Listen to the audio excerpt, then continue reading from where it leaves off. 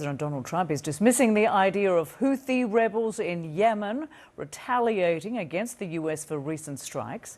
President Trump is vowing to keep up those attacks, signaling the start of a major operation that could last for weeks. But the Houthi leadership says they're ready to escalate the situation. Now we will meet escalation with escalation. We will respond to the American enemy in its raids, in its attacks with missile strikes, by targeting its aircraft carriers, its warships, its ships. If it continues its aggression, we will move to additional escalatory options. CNN's Salma Abdelaziz joins us now live from London. Good morning to you, Salma. So what is the latest on U.S. strikes on Yemeni Houthis and, of course, their retaliation?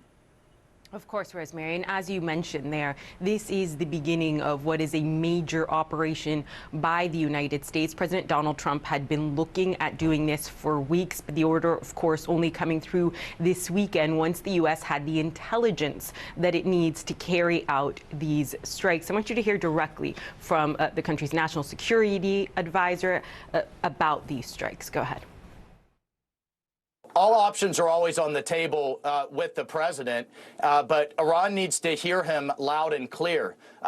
It is completely unacceptable, and it will be stopped. The level of support that they've been providing the Houthis, President Trump is coming in with overwhelming force. We will hold not only the Houthis accountable, but we're going to hold Iran, their backers, accountable as well.